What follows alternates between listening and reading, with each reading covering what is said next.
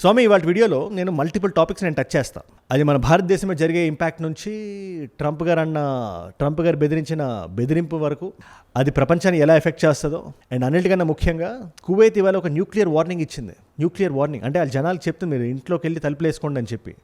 అంత ఇదిగా వార్నింగ్ ఇవ్వాల్సిన పని ఏమొచ్చింది, ఏం జరుగుతుంది అక్కడ, ముఖ్యంగా వెస్ట్ ఏషియాలో ఇవాళ డే 27లో. అది ఇవాళ మనం తెలుసుకుందాం 1 by 1. మీరు జాగ్రత్తగా చూడండి, వీడియో ఎండ్ వరకు మీరు చూడండి. యుద్ధం మొదలై 26-27 రోజులు అయింది. ఇవాళ ట్రంప్ గారు డెసిషన్ తీసుకుందాం అనుకుంటున్నారు. ఇప్పుడు ఆ డెసిషన్ గానే ఆయన తీసుకుంటే కొన్ని వేల మంది అమెరికన్ సోల్జర్స్ వాళ్ళ ప్రాణాలకు నష్టం కలిగే అవకాశం ఉంది. బట్ అది ఒక్కటే కాదు, ఇవాళ మనం ఏం మాట్లాడడం కొంచెం భారతదేశ పర్స్పెక్టివ్లో మాట్లాడతాం కదా. ఇవాళ మన ఎల్పీజీ సిలిండర్లు, సిఎన్జీలు, లేకపోతే మనం తినే ఫుడ్ ధరలు ఇవన్నీ పెరగడం మనం చూస్తున్నాం. ఇన్ఫాక్ట్ రీసెంట్గా రిపోర్ట్ వచ్చింది, ప్రైవేట్ సెక్టర్ గ్రోత్ ఏదైతే ఉంటుందో అది గత 4.5 ఏళ్లలో అతి లోయెస్ట్ పాయింట్గా పడింది. ఇంకా నెక్స్ట్ మంత్ డేటా ఇంకా రాలా. అంటే ఓవరాల్ జీడిపి గ్రోత్ రేట్ మీద కూడా ఎఫెక్ట్ పడే స్టేజ్కి యుద్ధం వచ్చేసింది. మనం ఎంత మీడియేషన్ చేసినా, ఎంత మనం న్యూట్రల్గా ఉన్నా, మిడిల్ గ్రౌండ్లో మనం ఉన్నా కూడా మన దేశం కూడా ఈ రేంజ్లో ఎఫెక్ట్ అవుతుంది. అదేంటి ఇప్పటిదాకా ఆయన తీసుకున్న డెసిషన్స్, కానీ ఈ డెసిషన్గా నేను తీసుకుంటే, ఎందుకంటే కువైత్లో ఒక వార్నింగ్ జారీ చేశారు. న్యూక్లియర్ రేడియేషన్స్ వస్తే ప్రజలు చెప్తుంది కువైత్, న్యూక్లియర్ రేడియేషన్స్ కానీ వస్తే మీరు ఇంట్లోపలికి వెళ్ళి తలుపులు, విండోస్ ఎలా సీల్ చేసుకోవాలి, SOS వార్నింగ్స్ అని ఇస్తుంది. Imagine this, a nuclear power plant hit by a and your country immediately tells you to stay indoors, seal your windows, and prepare for a potential radiological emergency. And Kuwait national guard ఏదైతే ఉందో, they are being categorical clear, ఈ యుద్ధం nuclear యుద్ధం వైపు కూడా వెళ్ళే దిశగా ఉంది అని. దాని గురించి నేను క్లియర్గా మాట్లాడతాను వాళ్ళ వీడియోలో. మన భారతదేశం కూడా స్పందించింది, మోదీ గారు కూడా మాట్లాడారు, ట్వీట్ చేశారు. అదేంటి దాని మీద అమెరికా ఏమంటుందో కూడా మనం ఇవాళ మాట్లాడుకోవాలి. Plus we're not a dalal nation అని జయశంకర్ గారు రీసెంట్గా స్టేట్మెంట్ ఇచ్చారు.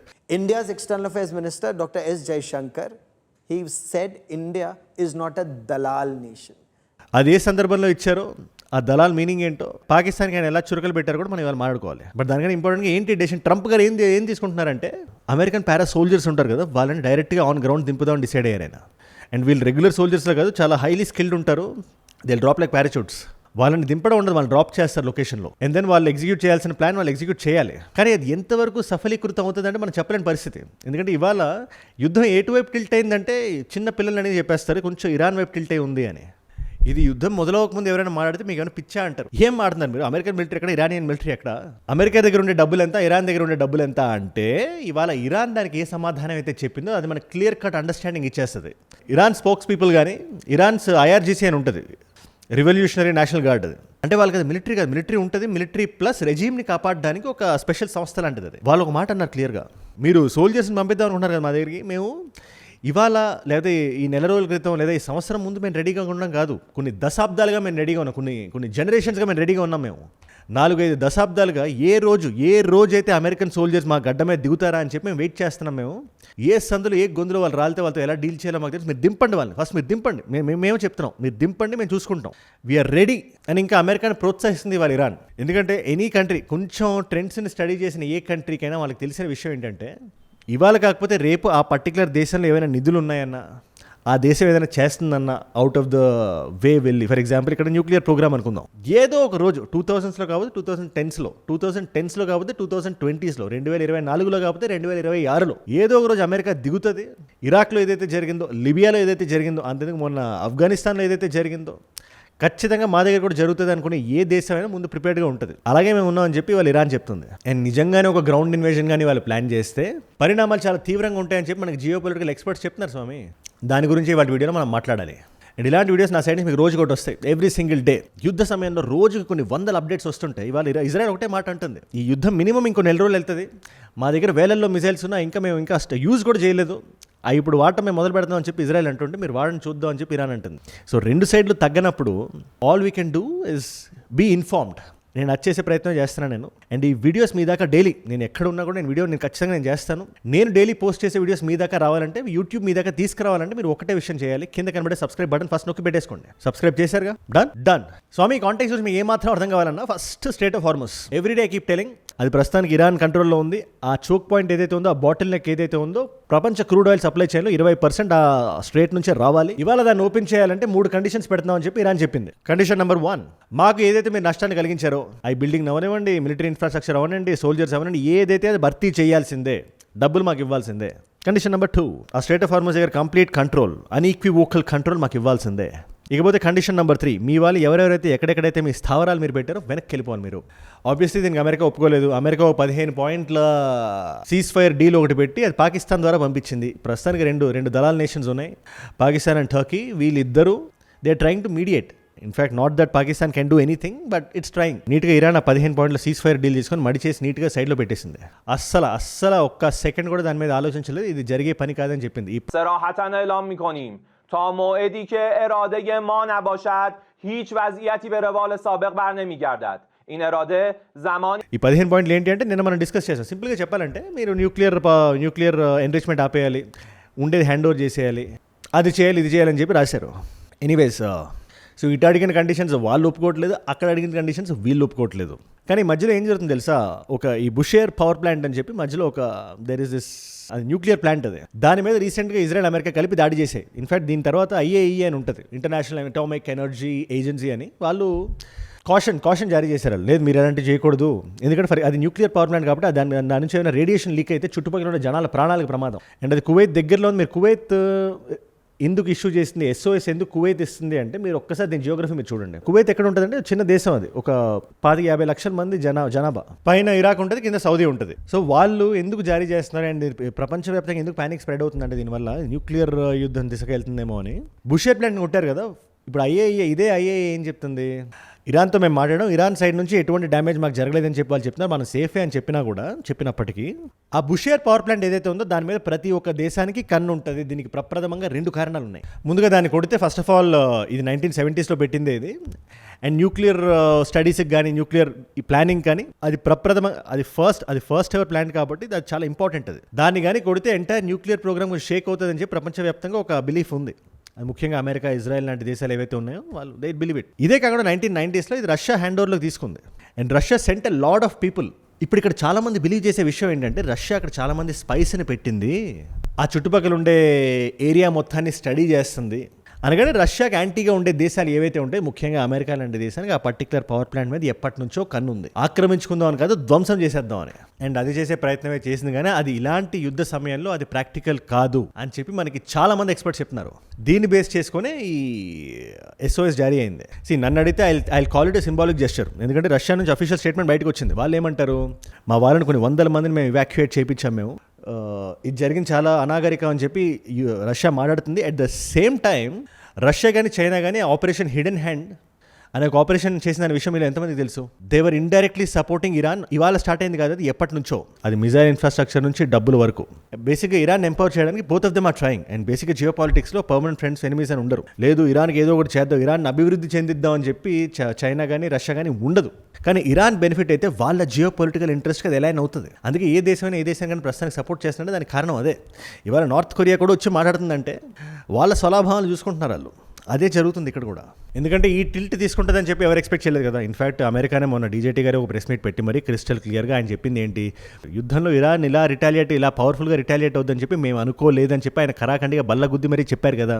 అండ్ స్వామి మనం కొంచెం వెనక్కి వెళ్ళినా కూడా అమెరికా ఏదైనా బ్రూట్ పవర్ ఒక్కదాంతో మనం దేన్ని కంపేర్ చేయలేము. మనం శరీరంలో ఉండే బలం ఒకటి ఉంటుంది, ఆత్మస్థైర్యం ఇంకోటి ఉంటుంది. మనం ఇదే మనం ఇరాన్ని కాసేపు పక్కన పెడదాం. మనం వియట్నాం పరిస్థితి ఏంటి, వియట్నాం 1970sలో యూఎస్కి వియట్నాంకి యుద్ధం జరగబోతుందని చెప్పి 1960sలో ఎవరికైనా చెప్తే వాళ్ళు ఏమంటారు, లేదు అమెరికా చాలా పవర్ఫుల్ దేశం, వియట్నాం ఎక్కడో ఉండే చిన్న దేశం, చిన్న డబ్బులుండే, చిన్న మనుషులుండే చాలా చిన్న దేశం అది అని చెప్పి చాలామంది అంటారు కదా. బట్ గ్రౌండ్ ఇన్వేషన్ చేద్దామని US వచ్చినప్పుడు ఎవరిని బయటికి తరిమి కొట్టారు, అది ఎలా జరిగింది అది అంటే దానికి మనకి వి నో ద రిజల్ట్. దాని మీద ఇన్ఫాక్ట్ సెపరేట్ వీడియో చేయాలి నేను. అందుకు మొన్న ఆఫ్ఘనిస్తాన్ తాలిబాన్లు ఒక్కొక్క ఊరికి వెళ్ళి వాళ్ళు టేక్ ఓవర్ చేస్తున్నప్పుడు అమెరికన్ సోల్జర్స్ ఎలా అయితే పారిపోతాం మన విజువల్ ఇమేజరీ ఉంది దానికి.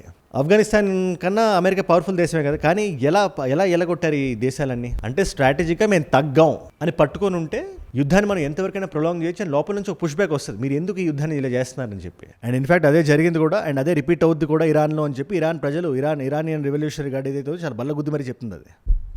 లేదా ఈ మాయల పక్కీర్ ప్రాణం చిలకలో ఉన్నట్టు, లేదా 2000s తర్వాత పుట్టిన వాళ్ళకి ఈ జెన్జీకి చెప్పాలంటే హోర్క్రక్సెస్ అని ఉంటాయి. వోల్డెమోర్ట్ ప్రాణాన్ని ఒక 7 హోర్క్రక్సెస్లో పెడతారు హ్యారీ పాటర్లో. అలాగా ఇరాన్కి ఒక బిగ్గెస్ట్ హోర్క్రక్స్ ఏమైనా ఉంది అంటే అది ఖర్గ్ ఐలాండ్ మీద కూడా దాడి జరిగింది. దాడి చేస్తాం, దాన్ని ఆక్రమించుకుంటాం అని చెప్పి ఇవాళ USA చూస్తుంది. ఎందుకంటే ఆ చిన్న 22 స్క్వేర్ కిలోమీటర్స్ ఐలాండ్ నుంచి 90% of the exports from Iran will go. And ఏదో ఇవాళ పెట్టింది కాదు అది. యూఎస్ ఆ టైంలో చాలా స్ట్రాటజిక్గా ఆలోచించి ఈ పర్టికులర్ రెజిమ్ ఉండే ముందు ఒక షా రెజిమ్ అని ఉండేది, ఆ టైంలో ప్లాన్ చేసి పెట్టింది అది. ఎనీవేస్ మన భారతదేశం ప్రస్తుతానికి ఈ గ్లోబల్ పాలిటిక్స్లో ఎట్లా ఫిట్ అవుతుంది అంటే, రీసెంట్గా మోదీ గారు ఒక ట్వీట్ వేశారు. ట్రంప్ గారితో మాట్లాడారు, ఇటు ఇరానియన్ లీడర్స్తో కూడా ఆయన మాట్లాడారు, ఒక ట్వీట్ వేశారు ఆయన. ముందు ఆ ట్వీట్ ఒకసారి మనం చూద్దాం. ట్రంప్ గారి నుంచి ఒక కాల్ వచ్చిందని, యూస్ఫుల్ ఎక్స్చేంజ్ ఒకటి జరిగిందని చెప్పి. అంటే ట్రంప్ గారితో యూస్ఫుల్ ఎక్స్చేంజ్ అంటే I don't know, but still India supports deescalation అని, స్టేట్ ఆఫ్ హార్మోజ్ ఓపెన్ అవ్వాలని, పీస్ అండ్ స్టెబిలిటీ ఉండాలని చెప్పి ఆయన రాశారు. బట్ ఇవాళ వేరే దేశాల కళ్ళు కూడా పాకిస్తాన్, టర్కీ లాంటి దేశాల మీద కాకుండా భారతదేశం మీద ఎందుకున్నాయంటే, భారతదేశ సోవరెన్ న్యూట్రల్ కంట్రీ అని చెప్పి మనందరికీ తెలుసు. సో ఒక ట్రస్టెడ్ ప్లేయర్ ఉండాలంటే అది భారతే. People are even asking. But ఇలాంటి టైంలో మనం డైరెక్ట్ మీడియేషన్ చేసి పాకిస్తాన్లో పరువు తీసుకోవడం అంత మంచిది కాదని చెప్పి మనం కొంచెం వెయిట్ చేస్తున్నాం మనం. అది ఒకటే రీజన్ అని చెప్పి చాలా మంది భావన. బట్ ఏదైతే ఎయిడ్ వెళ్ళాలో or whatever is the help required, అది ఏ దేశానికి, ఎందుకంటే రెండు దేశాలతో మనకు సత్సంబంధాలు ఉన్నాయి, ఉండాలి కూడా. దానికి సంబంధించి వీఆర్ డూయింగ్ ఆర్ ఎవ్రీథింగ్. కానీ రెండు విషయాలు అయితే చాలా ఎక్స్ట్రీమ్గా తీసుకెళ్తే యుద్ధాన్ని, అది బుషేర్ ఐలాండ్ని డైరెక్ట్గా ఇంకోసారి టార్గెట్ చేయడం అవనివ్వండి, లేదా గ్రౌండ్ ఇన్వేజన్కి పారా సోల్జర్స్ని దింపడం అవనివ్వండి. ఈ రెండు జరుగుతాయా జరగవా అని చెప్పి మీరేమనుకుంటారు మీరు చెప్పండి. ఎందుకంటే మిమ్మల్ని ఒకటే క్వశ్చన్ అడుగుదాం అనుకుంటున్నా. ఇది అటు తిరిగి ఇటు తిరిగి ఇంకో 4 weeks వెళ్తుంది అని చెప్పి అటు ఇజ్రాయెల్ అంటుంది, ఇరాన్ అంటుంది, యూఎస్ అంటుంది, అందరూ అంటున్నారు. లేదు ఇది మీడియేషన్లు జరిగి యుద్ధం ఆగిపోవడం బెటరా, ఎందుకంటే ఇది ఆగిపోతే ప్రస్తుతానికి జరిగే ఇన్ఫ్లేషన్లు కానీ, ఆయిల్ బ్యారెల్ ప్రైజులు కానీ ప్రతి ఒక్కటి తగ్గుతుంది, స్టెబిలైజ్ అయిపోతుంది. కానీ పిన్ పీకేసిన గ్రానైట్లో అది ఎప్పుడు అక్కడే ఉంటుంది. ఇవాళ కాకపోతే మళ్ళీ నెక్స్ట్ ఇయర్ ఇంకోసారి వాళ్ళు ఎస్కలేట్ చేయడానికి వాళ్ళు వెళ్తారు. లేదు ఈ 1 month పాటు యుద్ధం జరిగి may the best man win, merit గెలవనివ్వండి, బాగా కొట్టుకున్నోడు గెలవనివ్వండి అని చెప్పి మీరు వెయిట్ చేసి ఆ యుద్ధం ఆగేదాకా వెయిట్ చేస్తారా? మీరేమంటారు స్వామి? నాకు కింద కామెంట్స్లో ఖచ్చితంగా మీరు రాయండి.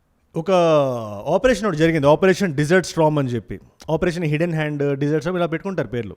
ఇన్ఫ్యాక్ట్ రీసెంట్గా ఇరాన్ మీద జరిగే ఇన్వేజన్ని లేదా ఇరాన్ మీద జరిగే వాట్ ఎవర్ ఆ యుద్ధానికి ఒక పేరు పెట్టారు, ఎపిక్ ఫ్యూరీ అని చెప్పి. అది ఎపిక్ ఫెయిల్ కింద మార్చాలి. బట్ ఎనీవేస్ అలాంటిది ఇంకొక ఆపరేషన్ ఒకటి జరిగింది, డిజర్ట్ స్ట్రామ్ అని చెప్పి, యూఎస్ లెడ్ కోalitionతో జరిగింది. అది ఏ సంవత్సరంలో జరిగింది? అది ఇవాళ మీ క్వశ్చన్. ఇది option is 1989, option B is 1991, option C is 1993, option D is 1997. మీకు సమాధానం తెలిస్తే కింద రాయండి. తెలుసుకుందాం అనుకుంటే ఇన్స్టాగ్రామ్కి వచ్చేసేయండి. అజయ్ ఫ్రామ్ ఏజూడ్ అని ఉంటుంది, అజయ్ ఫ్రామ్ అని రాయండి. It's verified profile, tick mark ఉంటుంది, 1+ million ఫాలోవర్స్ ఉంటుంది. మీరు టక్ అని వచ్చేయచ్చు. అక్కడ ఇలాంటి వీడియోస్ని రీల్స్లో చూడాలన్నా, నా లైఫ్లో నా చుట్టూ ఏమైనా జరుగుతుందో మీరు తెలుసుకోవాలన్నా, అండ్ ఆల్సో ఇలాంటి టాపిక్స్కి మీరు if you want send me something, articles అవి ఉండొచ్చు, మీ ఒపీనియన్ అవ్వండి, ఎనీథింగ్, అది నేను వీడియోలో ఇంక్లూడ్ చేసే ప్రయత్నం నేను చేస్తున్నాను.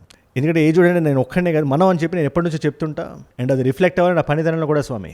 సో మీరు అక్కడికి రండి, ఫాలో అవ్వండి. నేను ఏజూడ్ గ్లోబల్ అని చెప్పి మీ నాన్ తెలుగు ఫ్రెండ్స్కి నా కైండ్ ఆఫ్ వీడియోస్ మీరు షేర్ చేద్దాం అనుకుంటే దాన్ని కూడా సబ్స్క్రైబ్ చేసి పెట్టేసుకోండి. అండ్ మీరు ఇక్కడ దాకా ఈ వీడియోలో వచ్చారంటే నా వీడియోస్ మిమ్మల్ని లాక్కట్టుకుంటున్నాయి, ఒక వాల్యూ పొందుతున్నారు. Thank you so much for that. మీరు ఇస్తున్న వాచ్ టైం, రిటెన్షన్ ఉంది కదా, అది ఎంతమంది కొత్త వాళ్ళకి రీచ్ అయ్యేలా చేస్తుంది. నేను ఇక్కడ ఒక శ్రద్ధతో ప్రపంచవ్యాప్తంగా ఏం జరుగుతుంది 10-15 నిమిషాలలో మీ ముందు పెట్టాలనుకుంటున్నాను. సింపుల్ లాంగ్వేజ్లో అందరూ మాడుకునే భాషలో అది మీ దాకా వచ్చేయాలి. యూట్యూబ్ ఇన్ఫాక్ట్ మీ దాకా తీసుకురావాలంటే కొత్త వాళ్ళకి మాత్రం చెప్తున్నా.